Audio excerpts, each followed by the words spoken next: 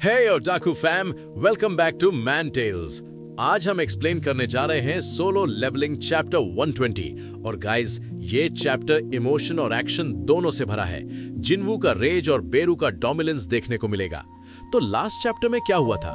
संग जिन्वू ने एक लेजेंडरी एंट्रेंस किया था, लिटरली वॉल तोड़कर अंदर आया था, अपनी सिस्टर जिना के हेड पे हाथ रखा और सिंपली बोला you are safe now.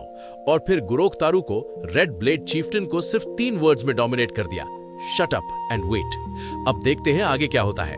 Chapter की ओपनिंग में एक ब्यूटीफुल इमोशनल मोमेंट है। जिना अपने ब्रदर के गले लग के रोने लगती है। वो कंट्रोल नहीं कर पाती अपने इमोशंस को। सब फियर, रिलीफ, ग्रेटिट्यूड एक साथ बह रहा है। जिन्वू सॉफ्टली जेंटली बोलते हैं सॉरी मैं लेट हो गया। उसकी आवाज में गिल्ट है। फिर वो रीअश्योरिंगली कहता है अब सब ठीक है। वो जिना को कंफर्ट करता है। Perfect protective brother moment. जिन्वू बाकी स्टूडेंट्स की तरफ देखता है, कंसर्न से पूछता है सब ठीक है? स्टूडेंट्स अभी भी शॉक्ड स्टेट में नोट करते हैं। यस हम ठीक हैं। हनसोंगी जिना की फ्रेंड जिन्वू को ऑब्जर्व कर रही है। वो सोचती है जिन्वू आज बहुत बैड मूड में है। फिर उसके दिमाग में थॉट आता है आज तो गुरोक तारू के गांड का गुलदस्ता बना देगा जिन्वू। जिन्वू जिना को देखता है। वो अभी भी रो रही है, ट्रॉमेटाइज्ड है। जिन्वू डिसाइड करता है वूश। वो इग्रिस को समन करता है। इग्रिस जिना का ध्यान रखो। इग्रिस रिस्पेक्टफुली बो करता है, असाइनमेंट एक्सेप्ट। फिर जिन्वू बाकी शैडो सोल्जर्स को भी समन करता है। सब स्टूडेंट्स को नीचे ले जाओ, स्कूल बिल्डिंग से बाहर सेफ प्लेस पे। सोल्जर्स तुरंत एक्शन में आ जाते हैं। लेकिन ये सब होते हुए वॉरियर ऑक्स डर के मारे हिल रहे हैं। उनके घुटने कांप रहे हैं। जिन्वू की ओवरवेलमिंग प्रेजेंस उन्हें फ्रीज कर दी है। जिन्वू कोल्डली डेंजरसली उनकी तरफ देखता है। मैंने तुम्हें हिलने का मना किया था। उसकी आवाज में प्योर थ्रेट है। ऑक्स और भी ज्यादा फ्रीज हो जाते हैं। गुरोक तारू अपना फियर सप्रेस करने की कोशिश करते हुए बोलता है अच्छा वो शैडो सोल्जर्स तुम्हारे थे? कौन हो तुम और तुम हमारी लैंग्वेज कैसे बोल रहे हो? जिन्वू स्लोली उसकी तरफ देखता है। उसका फेस टेरिफाइंग। उसकी आंखों में कोल्ड रेज है, ऐसा एक्सप्रेशन जैसे वो गुरोक तारू को टॉर्चर करने वाला है। गुरोक तारू के स्पाइन में चिल्स दौड़ जाती है। Attack order. गुरोक तारू पैनिक में अपने सोल्जर्स को ऑर्डर देता है ये आंसर देने के मूड में नहीं है, अटैक करो इससे। वूश। जिन्वू मूव करता है लाइटनिंग स्पीड। पहला मॉन्स्टर जो अटैक करने आया वैम। जिन्वू ने उसे पकड़ लिया मिड एयर में और ग्राउंड में पटक दिया। फिर दूसरा मॉन्स्टर पंच। तीसरा मॉन्स्टर किक। जिन्वू लिटरली मॉन्स्टर्स को धुलाई कर रहा है, एक के बाद एक, स्लैम बूम क्रैश। ये फाइट नहीं है, ये डिस्ट्रक्शन है। जिन्वू एक स्किल एक्टिवेट करता है और एक ही अटैक में बूम, सभी मॉन्स्टर्स खत्म। सिर्फ गुरोक तारू बचा है, टेरिफाइड और अलोन।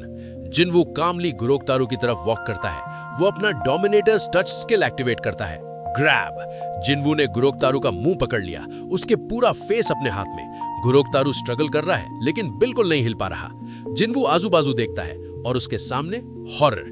बहुत सारे स्टूडेंट्स की डेड बॉडीज पड़ी है। इनोसेंट बच्चे, उनका कोई कसूर नहीं था। जिन्वू का जॉ टाइट हो जाता है। उसकी आंखों में रेज और पेन दोनों है। जिन्वू गुरोक तारू को पूछता है, उसकी आवाज में कंट्रोल्ड फ्यूरी है, क्यों? तुम लोग ह्यूमंस को क्यों मारते हो? गुरोक तारू पेन में जवाब देता है हमारे हेड में कॉन्स्टेंटली आवाज आती है।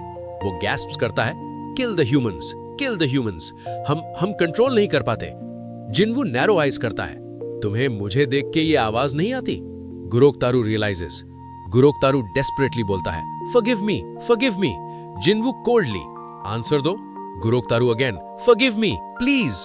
जिन्वू सोचता है, एज एक्सपेक्टेड, तुम्हारे थॉट्स से मैं ह्यूमन नहीं हूं। वेल, ये मैटर नहीं करता। जिन्वू कामली टेरिफाइंगली बोलता है, मैं तुम्हें फॉरगिव करता हूं। गुरोक तारू के चेहरे पे होप आती है, लेकिन फिर जिन्वू आगे बोलते हैं, पर उसकी ग्रिप टाइट हो जाती है। इसका मतलब ये नहीं कि ये प्रोसेस पेनलेस होगी। गुरोक तारू की आंखों में प्योर टेरर आ जाता है। No wait, crunch. Scene change होता है। वापस डंजन में एक हंटर हीलर बेरू को रोक रही है। वो फ्रैंटिकली एक्सप्लेन करती है, तुम्हें पता है वैम्पायर कितने एक्सपेंसिव होते हैं? उनका मैजिक कोर कितना वैल्यूएबल है? बेरू अनॉयड के उसे खाने नहीं दिया। उसने हीलर को स्लाइटली हर्ट कर दिया, वार्निंग शॉट। मुझे रोकने की कोशिश मत करो। लेकिन फिर ग्लो। बेरू अपना मैजिकल पावर यूज करता है। जहां हीलर को चोट लगी थी, इंस्टेंटली हील हो जाती है, better than new. Healer shocked है, फिर डिप्रेस्ड हो जाती है। ऐसा कैसे हो सकता है? किसी समन सोल्जर का मैजिक पावर मुझसे अच्छा हो सकता है? मैं इतने सालों से हीलर हूं और ये पुअर हीलर, उसका कॉन्फिडेंस शैटर हो गया। सीन आगे मूव करता है। बाकी हंटर्स डिस्कस कर रहे हैं। एक हंटर सीरियसली बोलता है, इस डंजन का बॉस आर्कलिच है, साथ में 10 डेथ नाइट्स भी हैं। पार्क ह्योंग से बाकी हंटर्स पूछते हैं, हमें क्या करना चाहिए?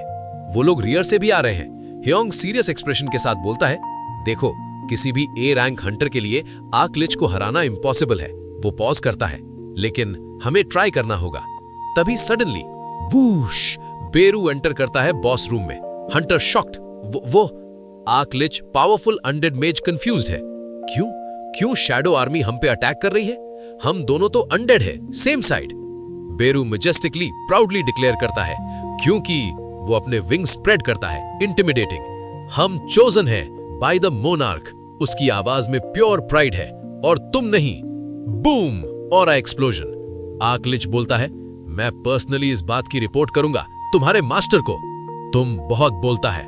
वूश, बेरू लाइटनिंग स्पीड में मूव करता है। स्लैश, एक ही अटैक में आर्कलिच डिस्ट्रॉयड। उसका बॉडी डिसइंटीग्रेट हो जाता है। डेथ नाइट्स भी शॉक में फ्रीज्ड हैं। बेरू कामली अपने क्लॉज क्लीन करता है। बकवास बंद करो और मरो। यार, बेरू ऑसम है। हंटर्स का जॉ ड्रॉप हो गया है। एक ए रैंक बॉस को 1 सेकंड में मार दिया। और यहां पे चैप्टर 120 खत्म होता है। तो बताओ गाइस, कौन ज्यादा बैडएस लगा? जिन्वू का फॉरगिव बट पेनफुल मोमेंट, या बेरू का बहुत बोलता है वाला वन शॉट किल? कमेंट सेक्शन में बेरू इज ऑसम लिखना अगर आपको बेरू का मोमेंट एपिक लगा। अगर ये नरेशन दिल जीत गई हो तो लाइक, शेयर और कमेंट करना मत भूलना। और सबसे मेन, चैनल को सब्सक्राइब करते जाइए ताकि नेक्स्ट चैप्टर मिस ना हो। नेक्स्ट चैप्टर में मिलते हैं with more epic moments. Otaku fam, sayonara.